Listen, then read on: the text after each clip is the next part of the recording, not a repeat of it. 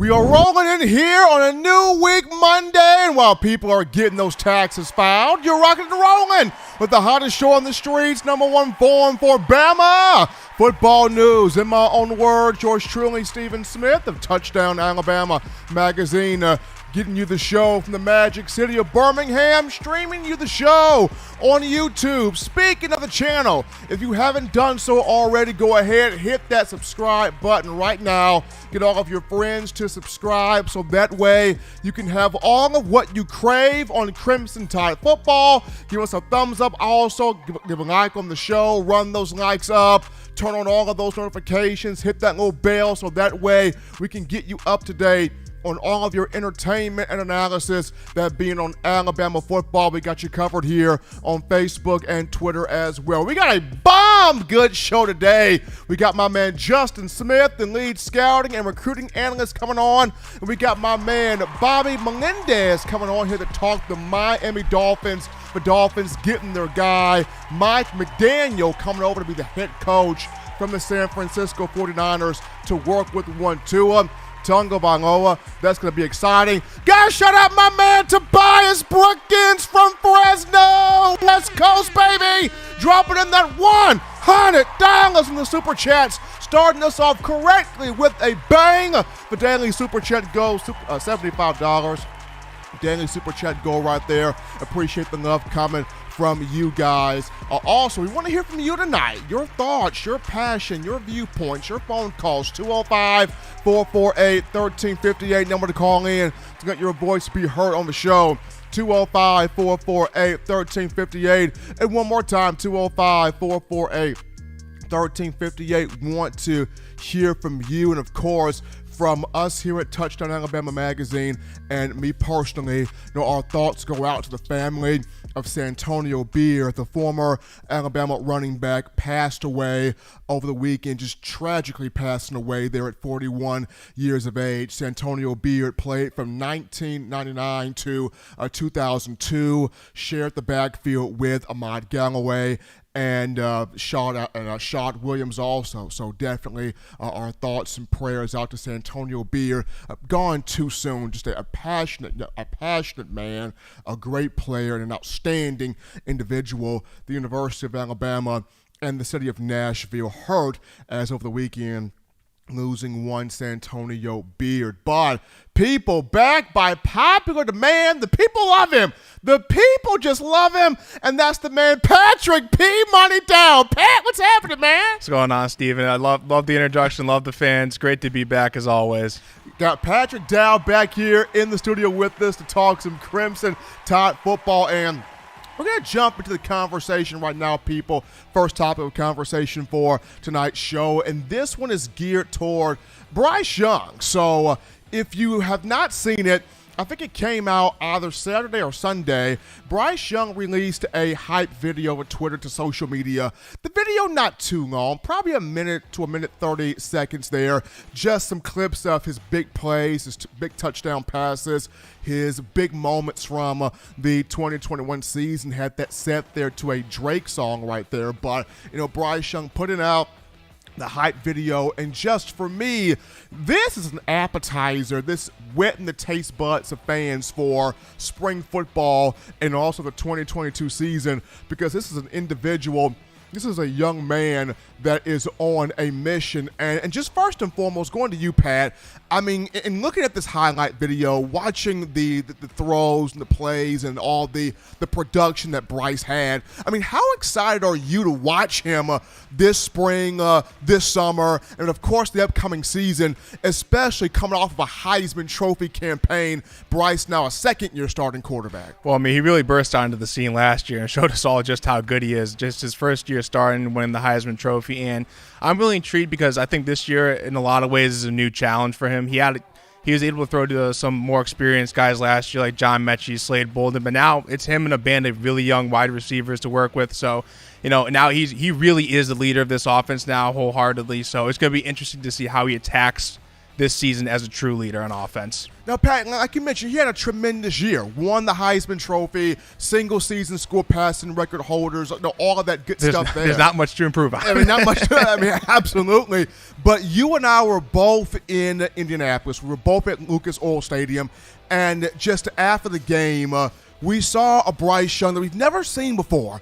A frustrated, a disappointed, a hurting Bryce Young. And I understand Coach Saban did the right thing. Looked at Bryce, looked at Will Anderson, said, hey, we're not here without these two guys. We don't make it without these two guys. And Coach Saban did the right job building up that confidence. But Bryce, as the leader that he is, he took it upon himself. He blamed himself. He said, I didn't execute. I feel like I let the team down. And though, as fans, they don't see it from that perspective, but coming back from not winning it at all a season ago, and for the 2023 National Championship to be in his home state of California, how much fuel, how much motivation does this put into Bryce Young? I mean, I think it's a ton. Anytime when you end the season on a loss, it provides a lot of motivation for these kind of athletes, especially in the national championship game.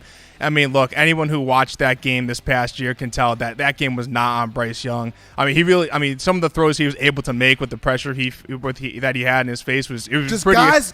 Guys couldn't hold the ball. Yeah, I mean, and that's what happens when you're throwing to a lot of young receivers. Alabama was banged up going into the game and lost Jamison Williams obviously halfway through. So, I mean, like I was saying before, he just got to build chemistry with those young guys coming in and stepping into those roles now. But I think it's going to be a big motivation for him if he's going to be able to play the national championship in his home state. I think that's very meaningful to these players. So it's going to be really interesting to watch.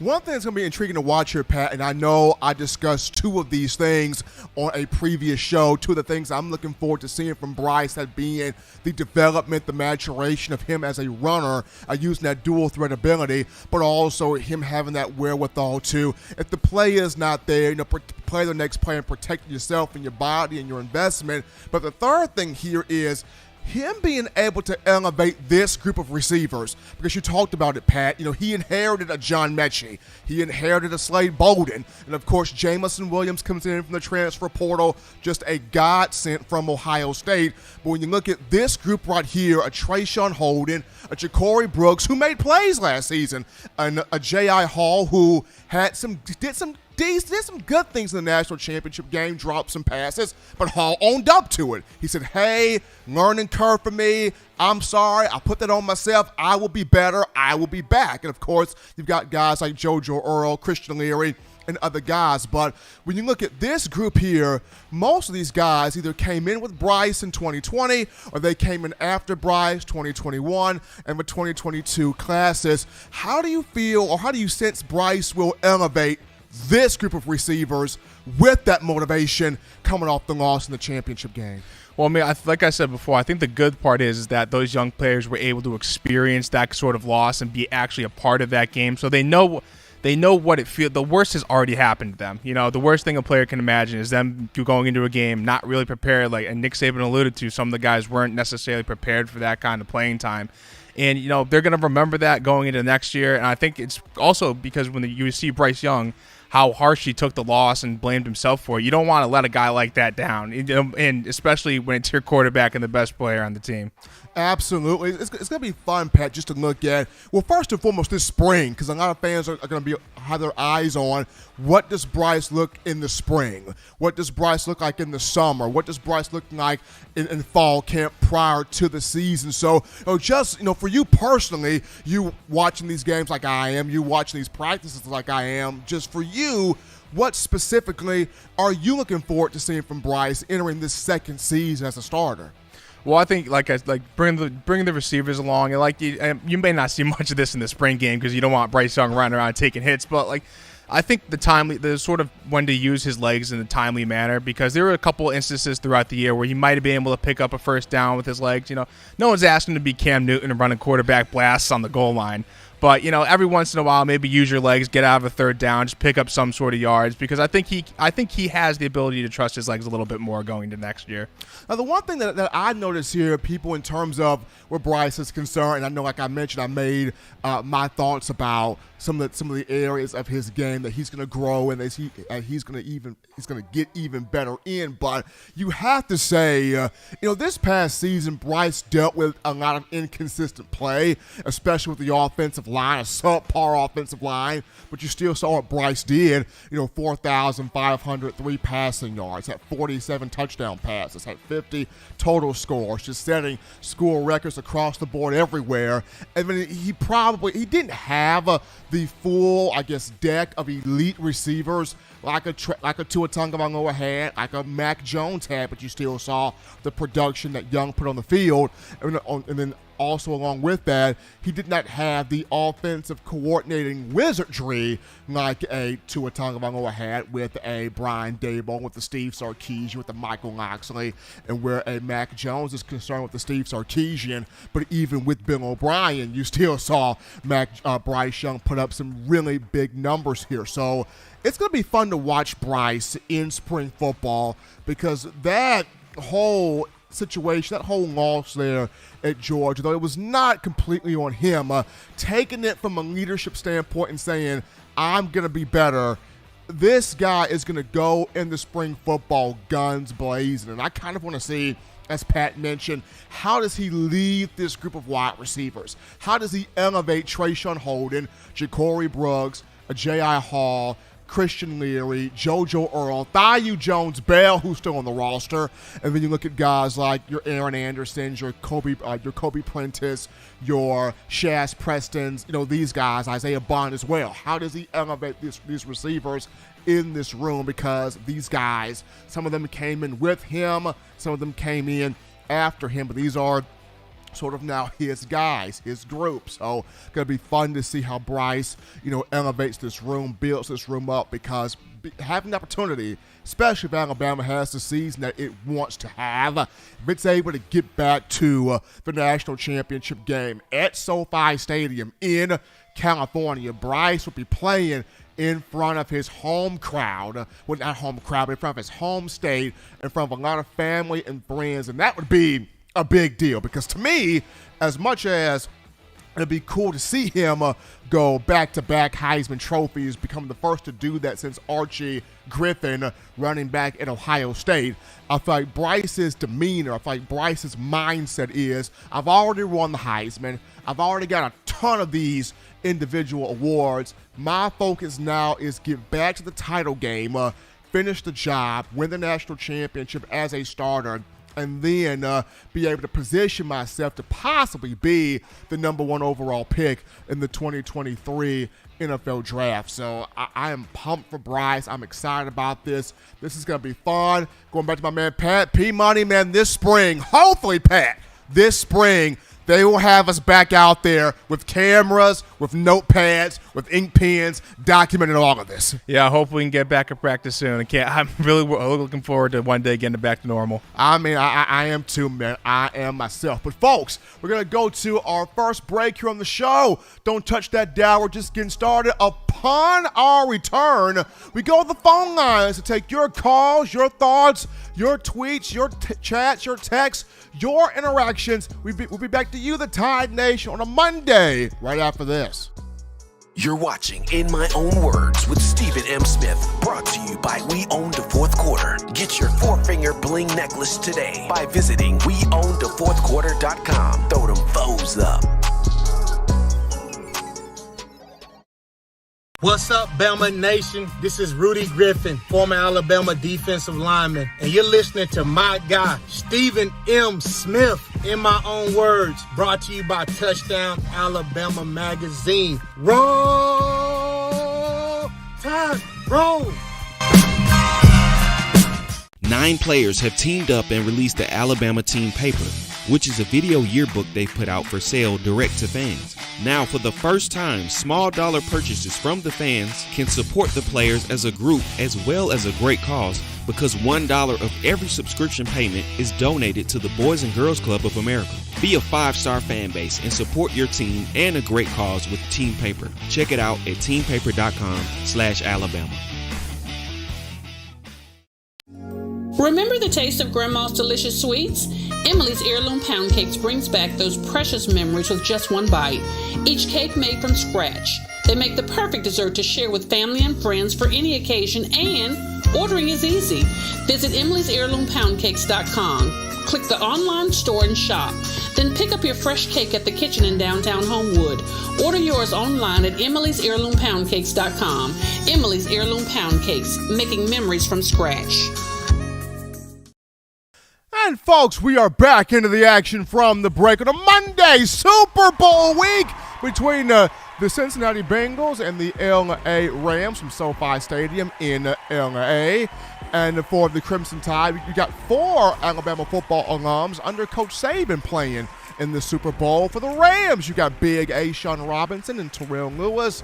For the Bengals, you have Jonah Williams and Damian Square. So whomever wins, a former Alabama player under Nick Saban, will be getting a Super Bowl ring. But we got some super chats to get to right now. How about the man Rusty Chambers with that 50-piece, that $50 donation, helping us out here on the show. Appreciate the love there coming from Rusty Chambers. We go to the phone lines right now to take your calls. The call segment brought to you by the Blue Wrench Gang, 205-448-1358. Number to call in, 205-448-1358. We grab a call right now. You're live on the show. What's going on? How we feeling? State your name, where you calling from.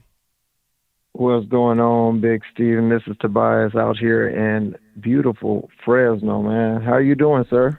Doing great, man. Doing great, my man. We got Super Bowl Sunday this upcoming weekend, and you got some Alabama players under Nick Saban. Whichever team wins, Nick Saban gets another feather in his cap in terms of recruiting.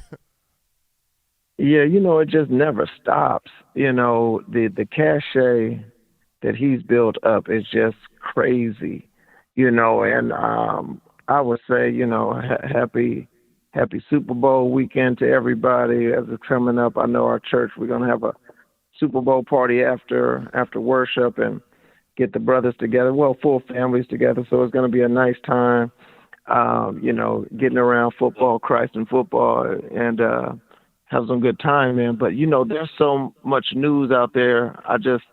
I want to tell you, man, once again, just keep doing what you guys are doing. I'm so godly proud to see people like you, people who have integrity, who have a journalistic edge that, you call it straight. Bama's our team, but man, your insights just continue to just provide such a resource to us, especially in the off season, since we're going into kind of this period where you're kind of looking for news, any little nitbit. And man, I didn't like the news that came out last week with our guy, man, Gold, with the DUI. And I read his statement, and it just goes to show, man, there's a lot of pressure on these coaches. But hopefully he can get it together, man. He doesn't need that. The team doesn't need that. The kids don't need that. His family doesn't need that. So, when people do stuff like that, it takes it away from sports, and so it's about life at that point, man. We saw what happened with Henry Ruggs. You're talking life and death when you start down that road. So whatever he's going through, hopefully he can get some help. He's already in the rehabilitation clinic at Alabama. So, and I know people was calling for fired. I'm like, man, I would say that he's in the right place, and hopefully they can get that together. But in other news, I wanted to get your take on a couple of things. I'll make a couple of comments, then I'll get your takes off the air. But, man, we're going to be crazy if everyone stays healthy. Next year, man, we quite frankly, with a limping team, we limped into the championship game and still probably should have won. And this is not taking anything away from Georgia, but once again, we beat us. So that's, to me, that was my take. I just watched the game, man. For now, it's probably the 19th time. And so I'm like the rest of the fans on here. But two things, man, coming out of Auburn, what do you make about this, man, with this Brian Harsin? I knew he wasn't a fit, man, coming from Boise. I spent time up in Washington. I'm like, he's going to coach in the SEC? When they hired him, I was like, how is he going to negotiate that good old boy network and all of that kind of stuff? How is he going to connect with players? And no matter how, listen, I know everyone, some people I hear them talking, they want to be colorblind. You are coaching African-American athletes largely.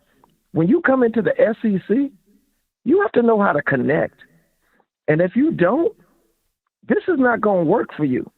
And then Alan Green, I know that he's up for a few spots, and that's their athletic director, man. They brought in somebody else doing this investigation. Alan Green got the place humming, seemingly with their other sports. But, man, Stephen, I'm just wondering, man, Auburn is about to go through this transition. To me, you're setting yourself back another 4 years. How will you ever be able to stand up against the great Nick Saban with all of that foolishness going on down there? And I know they're talking about this Brian is going to, try to stay on. They're going to get rid of him. You know how it goes down there, man. Over there, that good old boys crew, whoever's holding the purse, Harsin is out. He told Chris Lowe, oh, he's staying. You not staying, man. You out of there. I can't see him lasting another 2 weeks. And if he does, he's a lame duck. Just ask, Malzahn. Just ask, Gene. Just ask all of them. You out of there, bruh. And they're about to spend probably $18 million to get rid of this man. So, Steve, what does that, given that all that is going down there in Auburn, what does that do to Alabama? How does that set Alabama even further up? And then, by the way, as I close, man, come on. We know Texas A&M, man. They put a big money on the table. I don't know why Jimbo, I like Jimbo too. I don't know why he came out acting all emotional, talking about ain't nothing here and there's no there. Man, come on. You know them boosters said, listen here, you 50 million here, 75 million here, or whatever. That's 50,000, I should say, 75,000, whatever it is. And listen, that's fine enough, because guess what? Nick Saban is going to adjust. Alabama's going to adjust. Everybody else is going to adjust, and the purse strings are going to come out, and then it'll be fair again. But anyway, I just wanted to get your take on what's happening down there in Auburn, man, and what does that do in light of Alabama going forward, man, given that we about to have another coach fired down there? I take your call off the air, and I'll drop some more money in. Please. Appreciate Tobias calling in there from Fresno. I mean, what this does is it makes you, as an Alabama fan, appreciate Nick Saban and Nick Saban and Miss Terry Saban even more. It makes you appreciate the Saban family even more because of the stability that the Sabans have provided in Tuscaloosa since 2007, and it sets you up for the Iron Bowl being next season in Tuscaloosa. Auburn is not going to be stable because if you look at it, whatever happens with Harsin, you got 2 or 3 quarterbacks down there with Zach Calzada, the kid they brought in from Oregon, and TJ Finley. What coach are they going to have? And then defensively, you lose Derek Mason. Who do you bring in to coach that defense after you lost Kevin Steele prior to Derek Mason? So for Alabama, for Tide fans, this really makes you appreciate the stability that Coach Saban and his wife, Miss Terry, have brought this program since 2007, because at Auburn, there is no stability over there.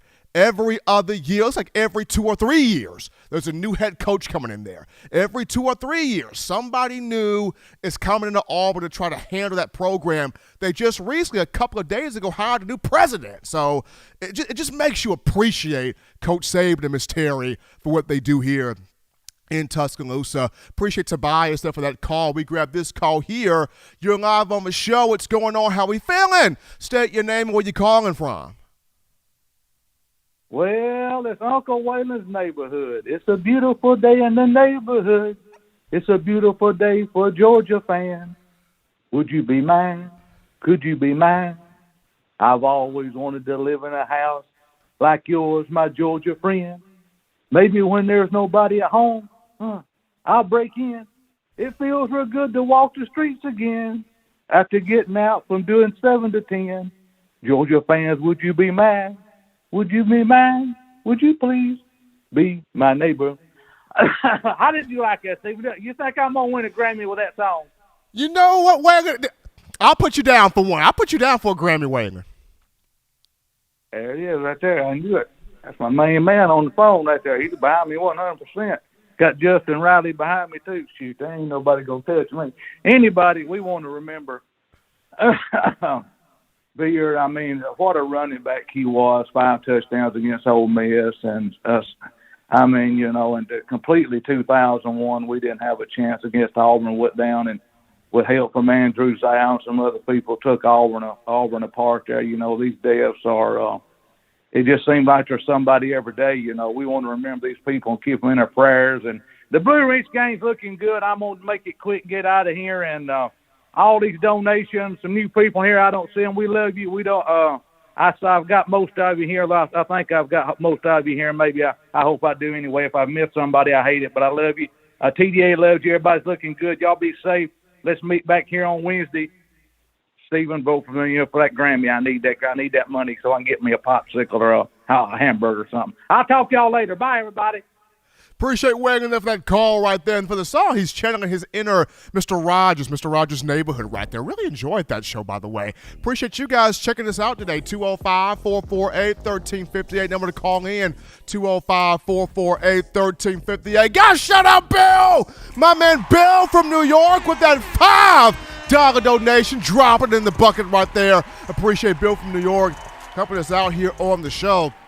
Quick little topic right here, and it goes to Mac Jones, Mac Gritty, McGriddle, whatever you want to call him. Mac Jones did his thing at the Pro Bowl this week, had a strong performance in the precision passing challenge and helping helping the AFC, win that. And of course, Mac got the most work in the Pro Bowl for the AFC, completed 12 of 16 passes, threw a touchdown pass to Hunter Renfrow. I kind of don't know how I feel about that. Alabama quarterback throwing a touchdown pass to a Clemson wide receiver, but hey, they're both from the NFL now. It's all good. Mac Jones finding Hunter Renfrow there for the score, helping the AFC get the 41-35 win over NFC. And Mac hit the gritty, y'all. I mean, Mac sat there. He showed the wheels, ran. I think he had like a first down run when the whistle blew, and Mac was still going. Got in the end zone, hit the gritty, was looking better than half the LSU players that were doing it. I mean, looked better than Jamar Chase doing it, Justin Jefferson doing it. I mean, Mac Jones was hitting that gritty, was having fun out there. So it just goes to show you, if you're a Patriots fan, you've got the quarterback. I mean, Mac Jones set rookie records this past season. He's showing you he's got a fun, exciting, endearing personality. You always love to see that. All he needs now is receivers. Whether you choose to draft Jamison Williams, whether you choose to draft John Mechie or both, or whether you choose to have a combination of drafting John Mechie or Slade Bolden, well, whatever you choose to do, New England, get receivers. You've got the quarterback. And if you watch the precision passing challenge, he's got the arm strength, that being Mac Jones. Get the young man some receivers, and then we can really see what this Patriots offense is about for next season, especially with Mac building up his body, getting stronger in the weight room, cutting back on the ice cream. We're going to see how Mac Jones is going to be in year 2 of his development. But if you're on the phone lines, callers, hold through the next 10 minutes or call back within the next 10 minutes. And when we return from the break, we will have our 2 outstanding guests. My man Bobby Melendez covering the Dolphins there. And we will have my man Justin Smith, the lead scouting and recruiting analyst for TDA, coming on right after this.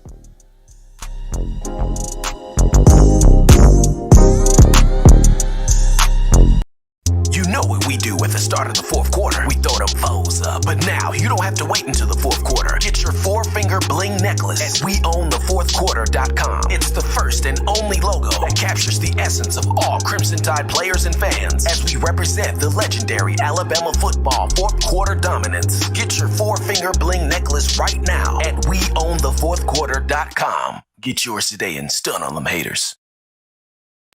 Touchdown Alabama Magazine is Alabama football's premier publication. A subscription to Touchdown Alabama Magazine is the perfect gift for any Alabama fan. For exclusive news and information, recruiting updates, a free annual print magazine, and more, go to touchdownalabama.com and click join. Only $7.95 per month, or pay $74.95 for a full year subscription. That's a yearly saving of $20. Go to touchdownalabama.com today and roll Tide. As we're rocking and rolling back in here from the break with number 1 forum for Crimson Tide football news, in my own words, yours truly, Stephen Smith of Touchdown Alabama Magazine.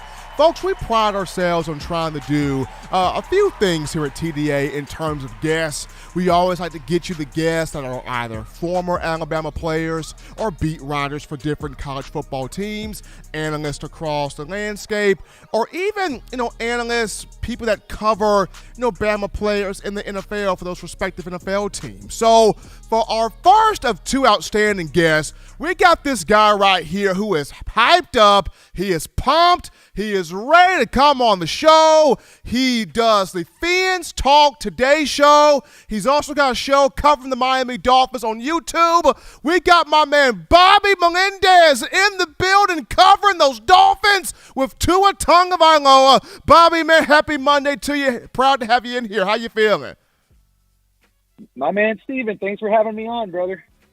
Absolutely. We got Bobby Melendez here of the Fins Talk Today show here, live in my own words, Touchdown Alabama magazine, if you're just tuning in here on a Monday. So, Bobby, the big news has come out. The Dolphins have their guy. Now, after 3 years with Brian Flores, he's out. Miami brings in 38-year-old wonder offensive genius Mike McDaniel, who's been around the league for quite a while now, but he spent the last few seasons, 2017 to 2020, with the San Francisco 49ers. He did a lot of big things with that offense, including Deebo Samuel, making him an all-pro wide receiver. But this is the guy that said, I can unlock Tua. I can turn Tua Tagovailoa into a superstar. And while Tua has been, criticized by a lot of national media pundits throughout the landscape, when you look at Mike McDaniel, Bobby, do you feel like this is the guy? This is the one that can take Tua and make him an elite quarterback in this league? My honest personal preference when the Dolphins started, when they let go of Brian Flores and they were looking for another head coach, was a veteran head coach who can bring in a quality staff, because where Brian Flores failed was bringing in a quality staff, especially an offensive staff, that could bring the best out of the players, including Tua. When the report came that Mike McDaniel was the favorite, and of course Dolphins fans were going crazy, they were excited about this guy, especially his press conferences. The more you research on Mike McDaniel, the one thing that I like about him is that what he brings out in the offensive players, not just the quarterback. He's not a quarterback guru. I mean, he's a wide receivers coach in Atlanta, and he was the running game coordinator in San Francisco before he became the offensive coordinator. What I think he can do for Tua that would bring out the best in Tua and maybe hit his ceiling, reach his ceiling, is bring out the best out of the other players around him. Look what he did with George Kittle, the tight end in San Francisco, a fifth-round pick, made him a Pro Bowl elite tight end. Imagine what he could do with Mike Gesicki, who's a tight end for the Dolphins in Miami. Jalen Waddle, who I think is, everybody thinks, in Miami, he's the number one guy. What can he do to bring out the best out of him, which he's already a Pro Bowl caliber receiver who has the most receptions by a rookie in the NFL last season. I think what he can do to make Tua better and make him reach his ceiling is to bring out the best out of the other players, which he has experience doing. That's what I'm most excited about, having Mike McDaniel, what he can do with a Jalen Waddle, what he can do with a Myles Gaskin, or if he's still the running back, Mike Gesicki, and obviously the offensive line. If you're just tuning into the show here on a Monday, we're joined live by Bobby Melendez, who's covering the Miami Dolphins. He's got the show Fins Talk Today, also a show on the YouTube channel covering those Dolphins. We got him right here on the phone lines. In my own words, yours truly, Stephen Smith of Touchdown Alabama magazine. So, Bobby, looking now at Tua, after having a year of being the starting quarterback for Miami, how would you evaluate him? How would you, assess him in terms of his skill set, what he could do, what he does, what he brings, and how he can get better? How can he improve after seeing a whole year of Tua as the starter? How would you evaluate him?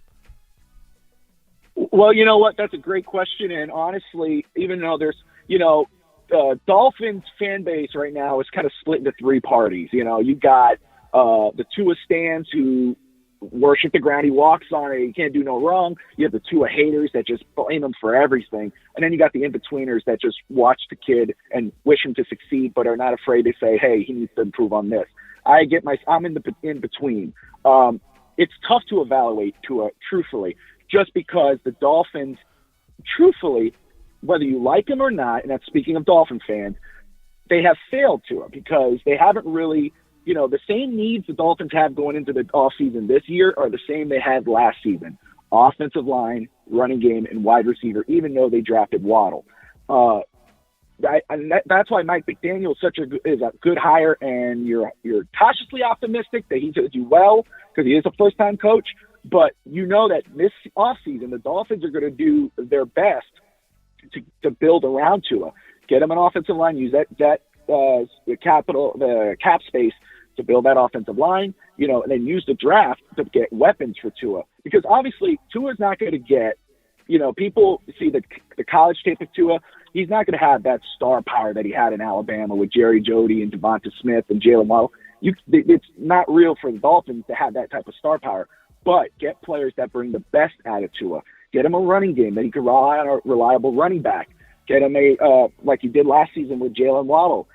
Everybody was talking about Devontae Smith and Jamar Chase, even though Devontae played with Tua in Alabama. Jalen fits Miami's offense better, and he fit what Tua can do in the pros compared to what Tua was doing in college.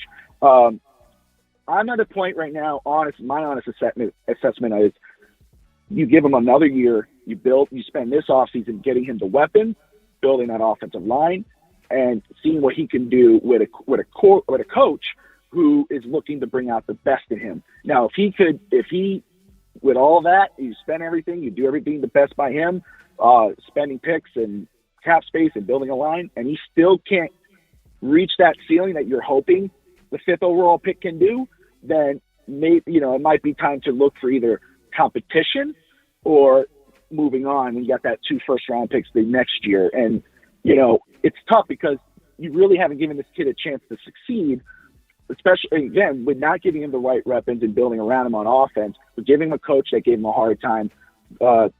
3 different offensive coordinators, 2 offensive coordinators last year, with another one calling plays. Chad Osei gone the first season. Chan Gailey gone the year after that. You're not really setting this kid up to succeed. Plus the rumors, and I'm sure Deshaun Watson, all that. It's a lot for a young quarterback to handle. So if this offseason, they could show that he's the guy for this year, give all your support, throw all your chips on the table, I would hope that he could reach his ceiling for the Dolphins. Right now, for me, it's wait and see. Let's see what he can do this year. If he doesn't step up, then maybe it's time to look elsewhere.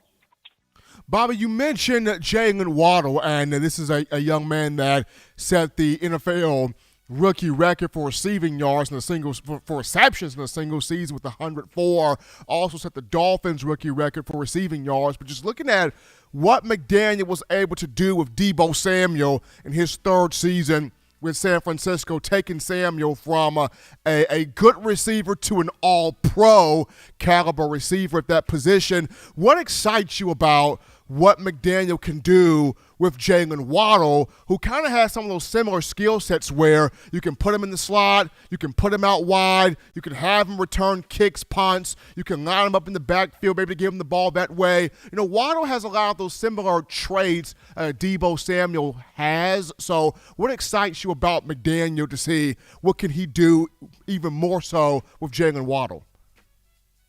Well, it's what I talked about at the beginning. It's, we were talking about what he could do for Tua. I think the best thing he could do for Tua is bring out the best in everybody else, and that includes Jalen Waddle. And Waddle has shown that he could be, in my opinion, there's a question mark on Tua in the pros right now, but there's no question mark, in my opinion, on Jalen Waddle.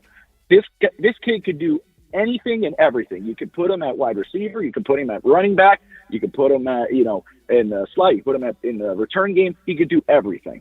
I'm more excited about the McDaniel hire because of what he can do for those players, especially Jalen Waddle.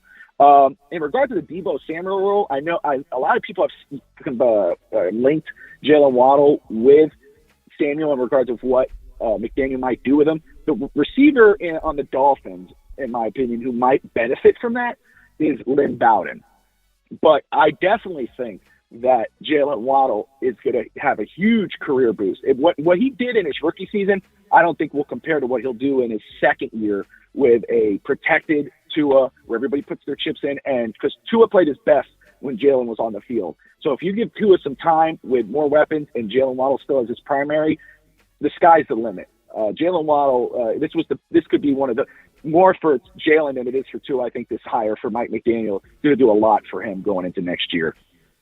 He is Bobby Melendez, ladies and gentlemen, covering those Miami Dolphins for Fins Talk today. He's even got a show on YouTube. Check him out right there. Bobby, we appreciate you coming on to give us the lowdown on Mike McDaniel, him getting a chance to coach Tua, work with Jalen Waddle, and see can he bring out the best out of both guys, but especially Tua here in this 2022 season in the fall. As always, my man, we appreciate you coming on, taking time to be with us, man. Take care of yourself, man. Be good. Thank you, brother. You too. Take it easy, guys. Absolutely. Bobby Melendez, Fins Talk today, talking those Miami Dolphins, getting us the lowdown there. Tua Tagovailoa, Jalen Waddle, Mike McDaniel. Can he be the one to elevate Tua to that superstar status here? Going to be fun to watch that. But now we transition to our own Justin Smith, the lead scouting and recruiting analyst for TDA, the boots on the ground, the legend. When you talk about all things recruiting, Justin, man, what's going on? How you feeling? I'm doing good, Steven. Always happy to be on. Absolutely. We got Justin Smith on right now if you're just tuning in. So, Justin, you put out an awesome piece to TDA. If you haven't checked out Justin's piece, go to touchdownalabama.com. That's touchdownalabama.com. Justin put out a piece on the 13 early enrollees, or as Coach Saban likes to call the mid-year guys, that will compete in spring practice out of that 2022 class. So, Justin, out of these 13 names that will enroll early, who are the guys that you feel like will compete for early playing time or possibly even start as freshmen? Who are those guys of the 13 enrollees? Well, I think each of these guys who are enrolling early have an interesting storyline, I guess, heading into spring practice. You have guys like Ty Simpson who could battle Jalen Miro for that backup spot. You have Jeremiah Alexander, although he might not start. It'll be difficult for him to beat out Will Anderson and Dallas Turner, but he could find his way into the Tide outside linebacker rotation with Drew Sanders deciding to transfer.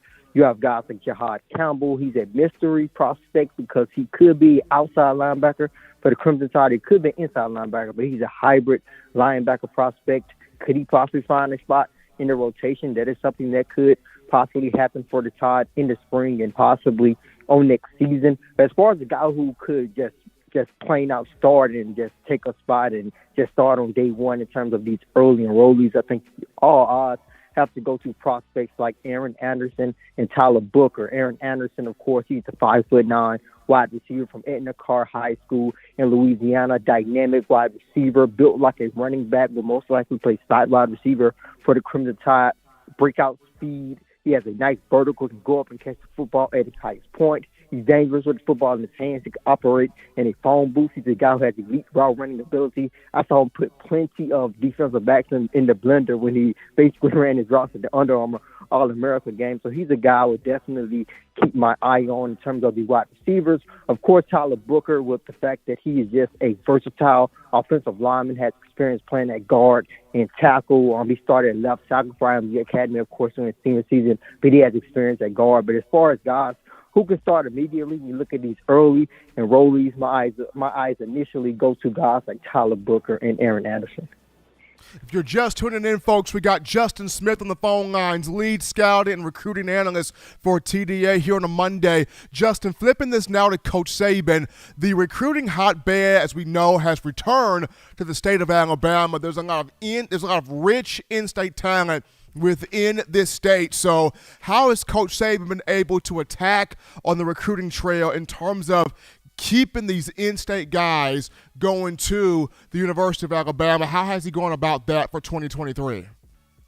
I think he has hit the ground rolling. I know that we've posted on our YouTube, just posted on our site, that he's constantly on the road. He has spent a lot of time inside the state of Alabama because of how loaded the state is, specifically in the 2023 recruiting class. I think that is a huge reason why he's spending a lot of time in Alabama this season, getting opportunity to check out some schools inside the state, some top prospects who they are looking at, of course, attend those programs. So he has done a great job hitting the recruiting trail, showing these recruits that, hey, we really want you. We're making you a priority moving forward by stopping by your school, checking in with your head coach, and their head coach relays that to the student, of course. So I think Nick Saban has done a great job by showing a lot of interesting guys inside the state of Alabama. Similar to a topic that you said earlier, it may benefit the Crimson Tide on the recruiting trail that Auburn is sort of having trouble in terms of their program. It could benefit the Tide in this 2023 recruiting class with the state of Alabama being so loaded. You know that Auburn being an in-state school, they want to take advantage of the loaded in-state class as well. So the Crimson Tide, I feel, are in good position with a lot of guys like Peter Woods, Tony Mitchell, Jaleel Hurley, the 5-star defensive back out of Florence High School, who is set to announce his commitment actually in a couple of weeks on February 22nd. So I think the Crimson Tide is in a really good place to take advantage and have a huge year inside the state of Alabama when it comes to the 2023 recruiting class. Justin, as we now look at Sal Sunseri, who was the outside linebackers coach for Alabama from 2019 to this past season, he will now take an off-field role to work with evaluating, scouting guys, and getting guys out of the transfer portal to the Crimson Tide. With Coach Sal, with Coach Sunseri in this off-field role, how much do you think this impacts recruiting at the outside linebacker position? Yes, Coleman Hutzler is in at that spot. He does have experience coaching outside linebackers, but with Sunseri in an off-field role, do you think this impacts Alabama heavily in terms of recruiting the outside backer position? I don't think it does, because I think they're still going to use Sal Sunseri as a recruiter. He was actually out recruiting when Nick Saban and the rest of Alabama's coaching staff was out recruiting, although I'm pretty sure he knew by then that his role on the coaching staff was about to change. He was still out visiting schools, specifically in Florida, which is an area that he recruited really well. A lot of recruits still have a good relationship with them, so I'm pretty sure Alabama is going to try to use his ability to be a dynamic recruiter as long as possible, as long as he's on the coaching staff. So I wouldn't be surprised if his recruiting role probably is a little bit taken back, but it wouldn't surprise me if he's still a huge factor on the recruiting trail for the Crimson Tide. He is Justin Smith, people, the lead scouting and recruiting analyst, boots on the ground legend when it comes down to analyzing, scouting these young athletes for Touchdown Alabama Magazine. If you have not done so, people, you got to check out Justin's show of The Process every Tuesday and Thursday right here on Touchdown Alabama's YouTube channel. Justin doing an incredible job scouting out these athletes. Justin, as always, man, appreciate you coming on, man, spending some time with us. Take care of yourself, my man. Be good out there. You do the same, Steve. Absolutely. Bobby Melendez with the Miami Dolphins, our own Justin Smith of Touchdown Alabama Magazine, covering that recruiting. Folks, we're taking a break right now. Don't touch that dial. When we get back, we return to your phone calls, your thoughts, your conversations. We get back to you, the Bama fans, after this. Don't touch that dial. Call in right now as we're taking your calls up next on In My Own Words with Stephen M. Smith, brought to you by We Own the Fourth Quarter. Visit WeOwnTheFourthQuarter.com now to get your four-finger bling necklace. What's up, ladies and gentlemen? This is Marvin Constant, All-SEC linebacker and 1999 SEC champion. You are listening to In My Own Words, brought to you by Touchdown Alabama Magazine. Roll Tide. Every sports fan deserves the proper representation. Whitwell Sports introduces to you the Title Towel. Wave that Title Towel in the air like you just don't care, in support of Nick Saban and the Alabama Crimson Tide. Only $9.99 and it lasts a lifetime. Head on over to WhitwellSports.com and get your Title Towel today.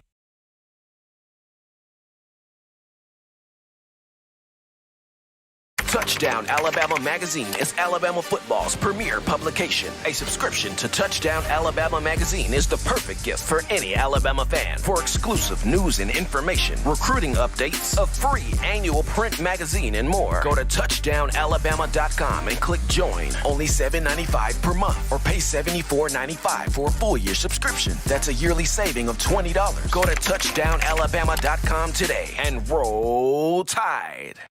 Thank you for tuning in. Show your support right now by clicking that like button. If you haven't subscribed, hit the subscribe button now and enable all notifications to make sure you don't ever miss any of the best Alabama football news, notes, and information right here on Touchdown Alabama.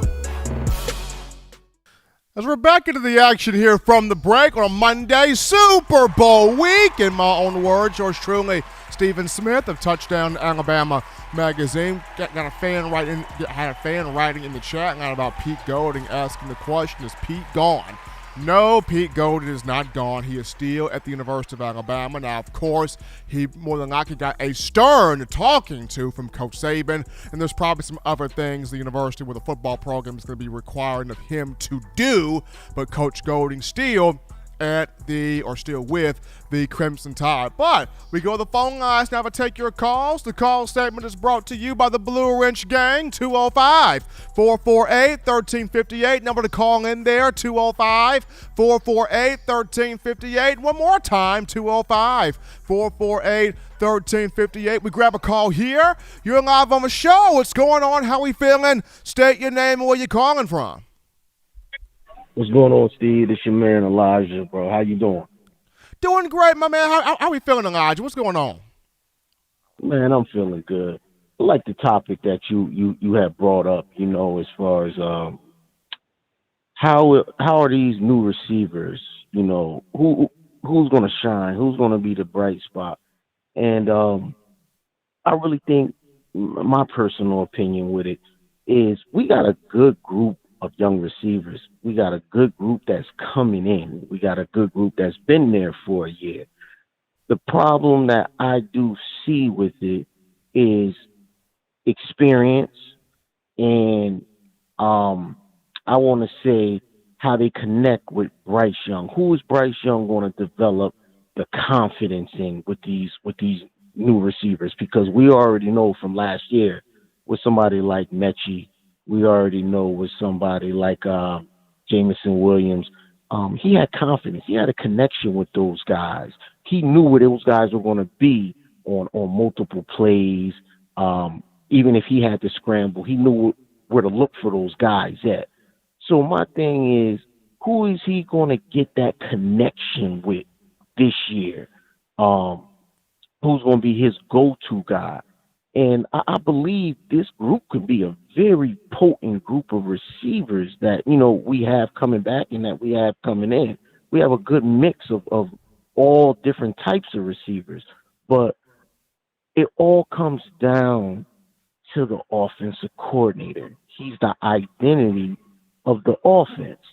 And I believe if Bill O'Brien, because it looked like we're going to be stuck with him again, I just got a feeling. I pray every day I open the phone and I see he done took a Patriots job or he done took a Vikings job or some type of NFL job. But I haven't been lucky so far, and my wish hasn't come true yet. But I just feel he might not be the one to put these guys in the right position.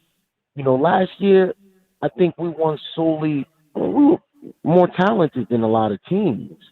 My personal opinion, we were a lot more talented than a lot of teams. It wasn't the masterful play calling of Bill O'Brien. To me, a lot of his plays took so long to develop, especially with a weak offensive line. I kind of felt that an offensive coordinator would know, okay, our line isn't strong. Let me hurry up and get and design plays, slant routes, 10-yard outs or 5-yard outs and comeback routes to get this ball out of Bryce's hands quicker, since our offensive line was struggling at times. But, I just wonder, is he going to modify the offense to the talent that we have out there at the receiver position? But I think this group could be very dynamic. I think they could be a very good group. I don't know if they'll be as good as the Ruggs, the Judy, the Waddle, but I think they could be up there, especially with a guy like Shaz Preston coming in this year.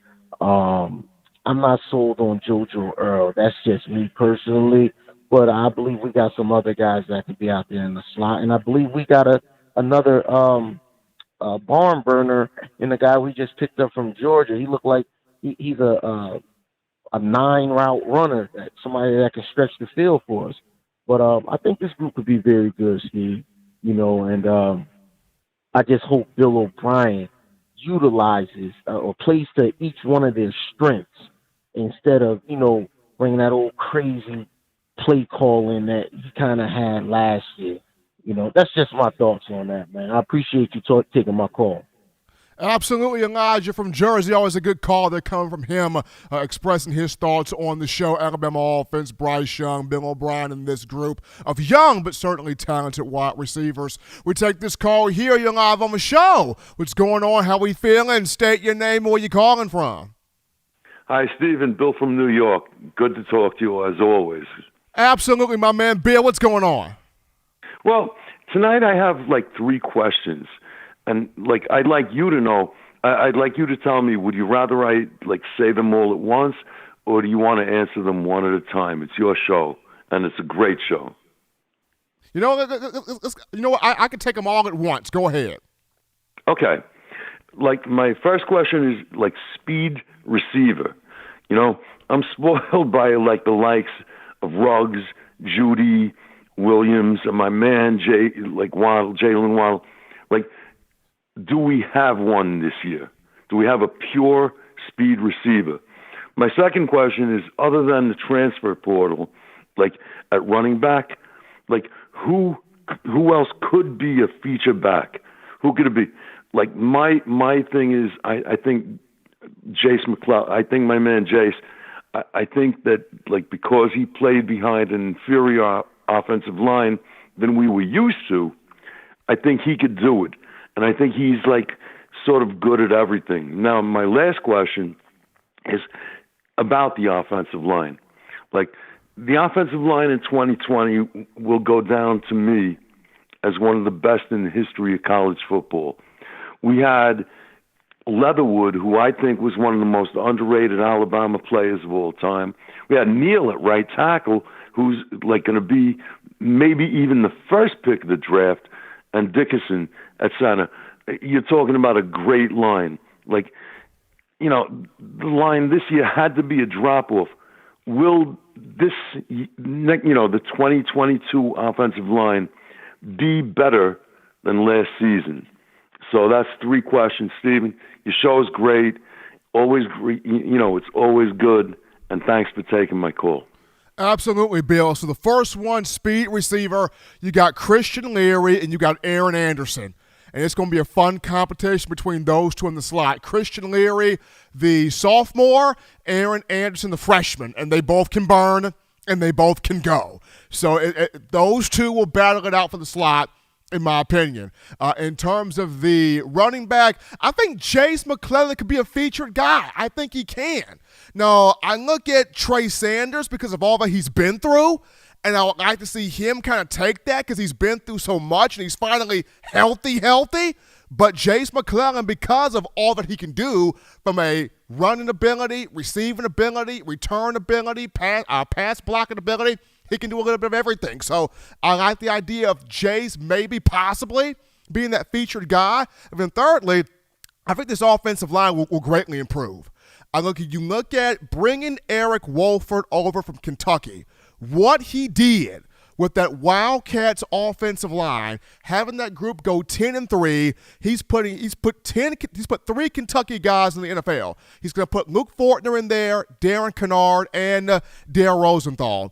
And what that line did in helping Chris Rodriguez Jr. have a near 1,400-yard rushing season, Kentucky Joe Moore Award finalist, I think this offensive line will be way better.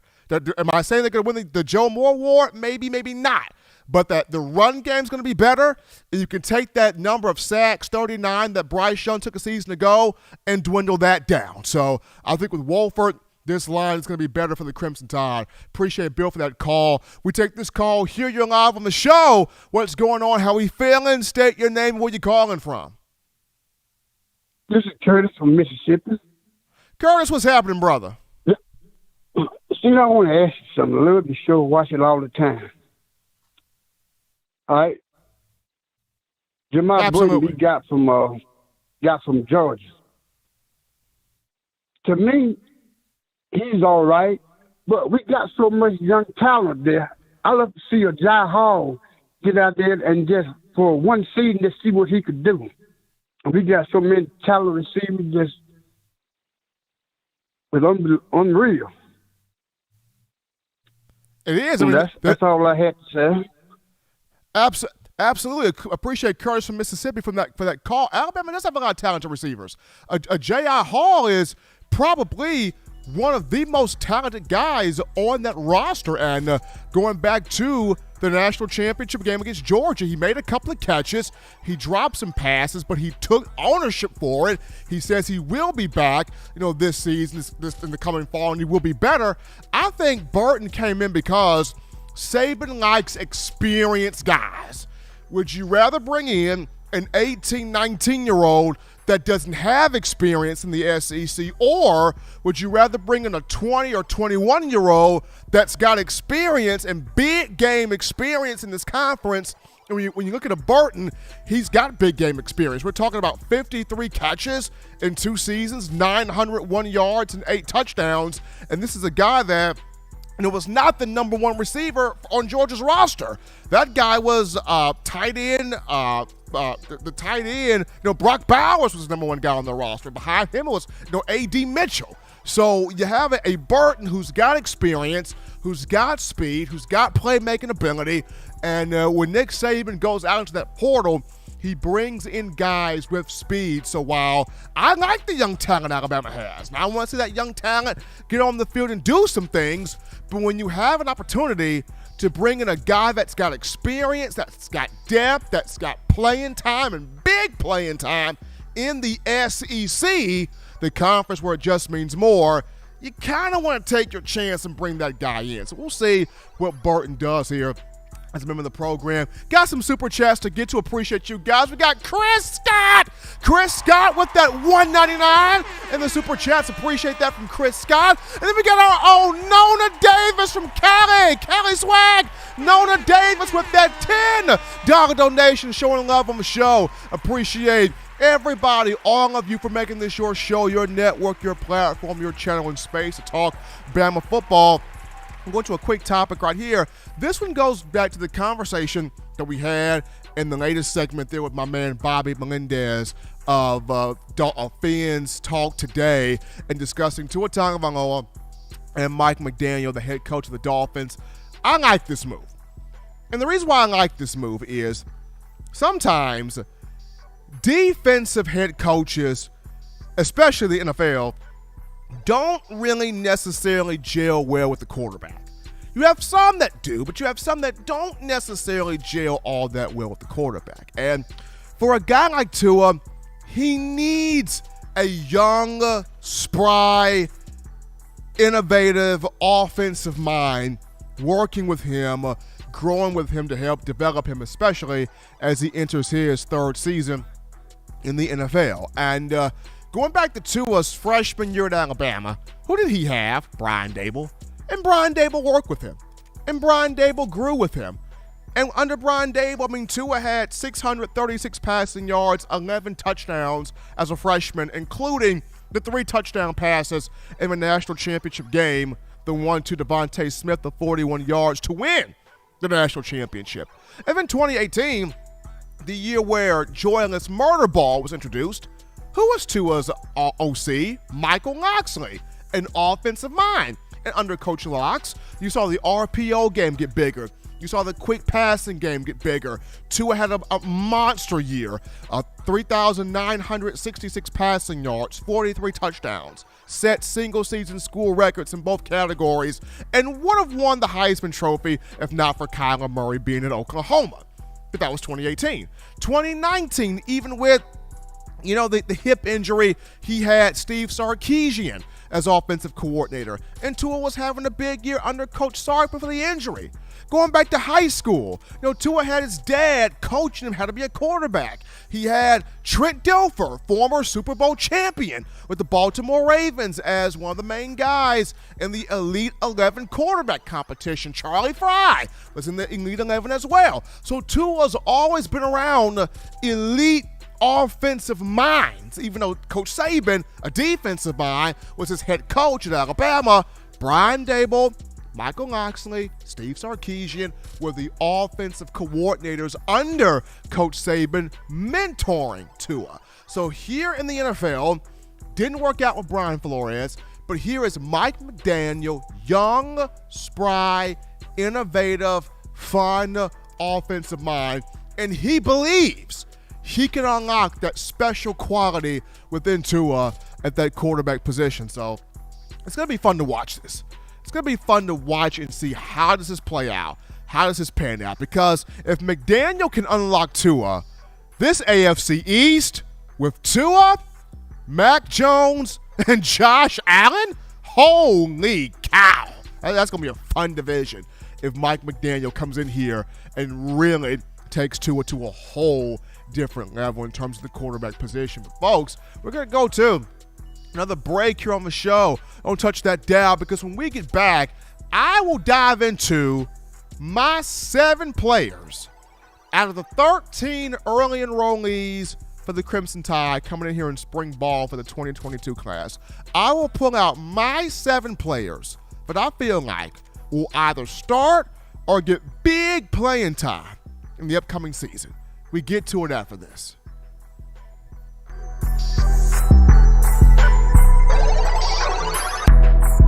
If you're an avid Alabama Crimson Tide fan and you love to flaunt it, then show your Alabama Crimson Tide support by grabbing the All-Bama sneakers. They feature bold Crimson Tide graphics, so no one will be able to question where your allegiance lies. When you add these sweet sneakers to your Alabama Crimson Tide collection, go to stsfootwear.com and use the code TDAlabama for $15 off your purchase. That's code TDAlabama for $15 off your purchase. Go to stsfootwear.com and get your All-Bama sneakers today.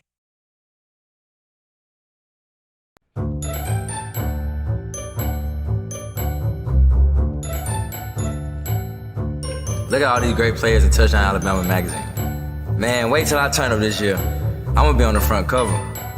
But what if Will goes off? Or Joe, DeMarco, Chris, Tim, Christian. Don't wait. Order now at touchdownalabama.com or call 833-483-2624 today. Thank you for tuning in. Show your support right now by clicking that like button. If you haven't subscribed, hit the subscribe button now and enable all notifications to make sure you don't ever miss any of the best Alabama football news, notes, and information right here on Touchdown Alabama. All right, Bama Nation, back into the action from the break. Number 1 ticket here for Crimson Tide football news. In my own words, yours truly, Stephen Smith of Touchdown Alabama Magazine. Appreciate you guys making this your show, your network, your channel, your space to talk Bama football. And before we get into the final topic of conversation, got to remind you guys of TDAwear.com. That's TDAwear.com. So if you're trying to rock your favorite football program, as well as the brand, your favorite brand that gives you the information on your favorite program, check us out right now, TDAwear.com. Link in the description. We got all of your fashion, all of your clothing, all of your styling needs. When you look at t-shirts and hoodies and pants and joggers and leggings, we got you. We got you right here. All of your style, all of your swag, all of your clothing needs supporting your Crimson Tide and Touchdown Alabama Magazine. You check out TDAwear.com. It's TDAwear.com. Link in the description. Go get that gear today. Show them that support for Coach Saban, the University of Alabama, the student athletes, and us here at Touchdown Alabama Magazine. But after having that conversation with our own Justin Smith about the guys he feels like of the 13 early enrollees, mid-year guys for the 2022 class that will be competing in spring ball. Now, which one of those guys could compete for early playing time or maybe even start next fall for the Crimson Tide? I'm going to pull out 7 guys because half of 13, John Ivory, is 6.5. So I'm putting out 7 guys here that I feel like will have huge opportunity to either get big playing time or maybe even start here next season. So here we go here. Starting off at number 1 in terms of the early enrollees, the first guy I'm going to pull out, Tyler Booker, offensive lineman from IMG Academy. This guy has a real chance to start. I mean, mean, aggressive, athletic, good hand strike, good feet, really good technique. And we've seen guys that come from the Florida area have that success, right? Alex Leatherwood came over from Florida, had success on the offensive line. Evan Neal comes over from Florida, had success on the offensive line. J.C. Latham is not from Florida. He's from Wisconsin, but he played his ball at IMG Academy in Florida, hoping to see some success from J.C. Latham. But guys that either come from Florida or have played ball in Florida, high schools in Florida, have had some type of success. So here comes Tyler Booker coming out of IMG. Can play at either guard, can play at tackle. And with the new O-line coach in here and Eric Wolford, and you have open spots on this offensive line for competition, watch Tyler Booker. Nasty, mean, technique, aggressive, highly athletic, versatile. Really like that guy. Pulling Booker out first here. Number 2 in early enrollees. Give me Aaron Anderson. Speedy Aaron Anderson out of Louisiana, as Justin talked about. I mean, this guy can go. This guy can blaze. This guy can burn. This guy can fly up and down the field. And we saw this last season. Speed is a big deal in college football. Speed is a big deal in the NFL. We saw this in the national championship game. When Jamison Williams went down, what did Kirby Smart say? Praise the living Savior. J-Mo's hurt.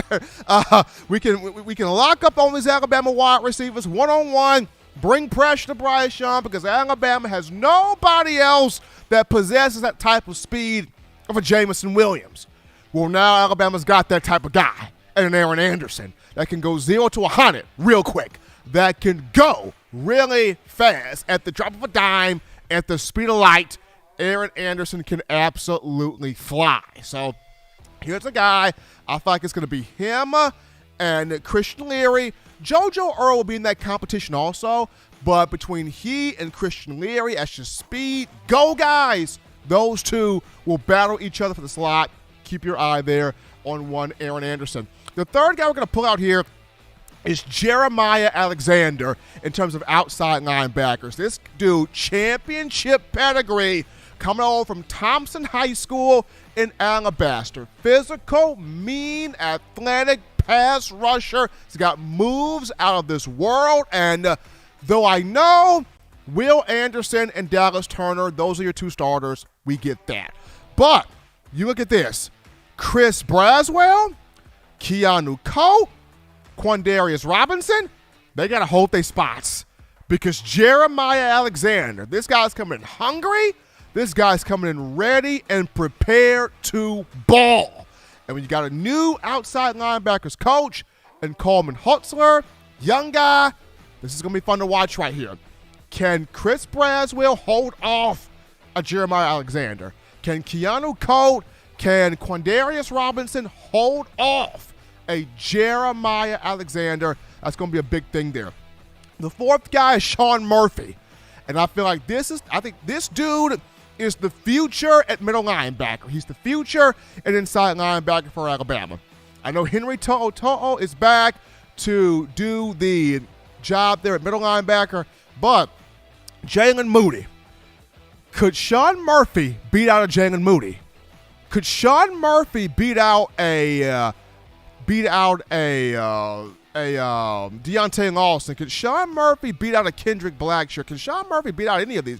Can Sean Murphy beat out one of these guys or any of these guys? That's going to be interesting, because coming out of high school, this dude, Thumper, this dude can play well in coverage. This dude can go sideline to sideline. Sean Murphy, going to be interesting to watch him this spring and in the upcoming season. That'll be the fourth guy I'll pull out there. The fifth guy for me, Curtis Perry on the defensive line. Justin talked about it. Most vicious, nasty, angry, plays with a mean streak defensive lineman he saw on the entire recruiting trail for 2022. And going back to U.S. fans have been asking, where's that mean defensive lineman? Where's that angry defensive lineman? Where's that aggressive defensive lineman? Where's that dude that creates just havoc on the defensive line? Haven't seen that since Christian Barmore. Where is that type of dude?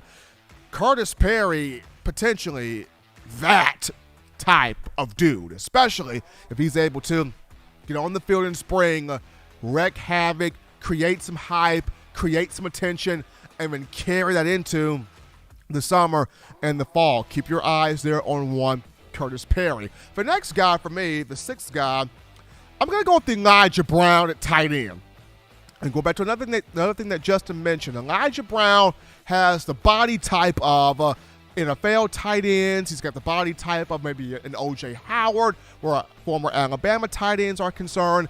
And he has a chance this spring to come in and be the immediate complement to Cameron Latu with Jaleel Billingsley gone to Texas. So keep your eyes there on Elijah Brown. He's physical, really good route runner, good blocker, good size, good athleticism, strong athleticism. So keep your eyes there on Elijah Brown. And then last but not least for me, Giad Campbell.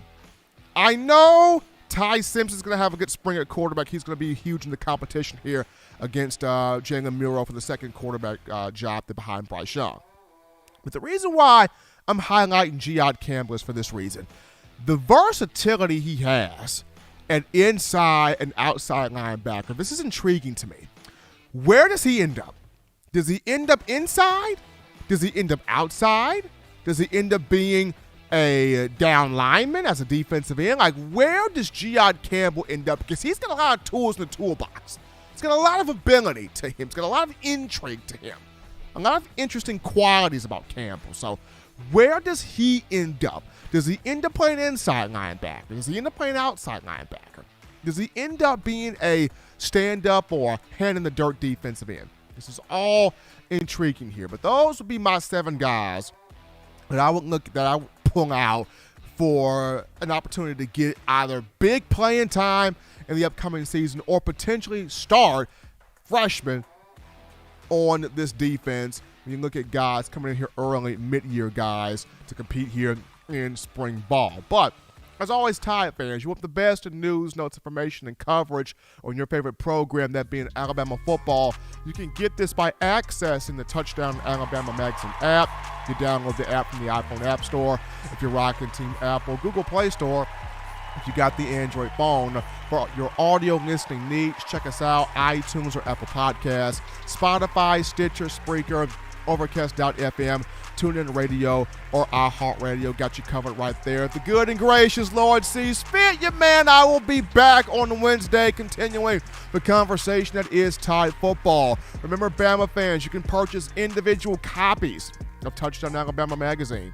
Have those sent to your door. That link will be found in the description. Also, if you're trying to get the fresh edition, print edition of TDA the magazine, you go to touchdownalabama.com. You click join, become a member, a subscriber today.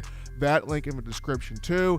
If you're also trying to get your hands on the 4-finger bling necklace, 4-finger bling jewelry, courtesy of our guys at weownthefourthquarter.com. That's weownthefourthquarter.com. That link in the description as well. Appreciate my man Patrick P. Money Down stopping in here.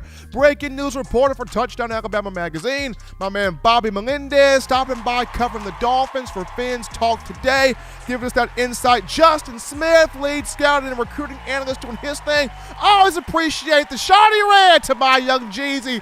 John Ivory in the production studio doing his thing as he does every time. Until next time, folks, husbands, love your wives. Wives appreciate, value those husbands. Children, continue doing the right thing, fun thing, smart thing, good thing, legitimate thing to not be bored. You pick yourself up those 3 hearty meals a day, those 3 great laughs a day. You protect yourself. You protect the loved ones around you. Until next time, folks, I'm your man, Stephen M. Smith, and as always, you've been listening. You've checked out, in my own words.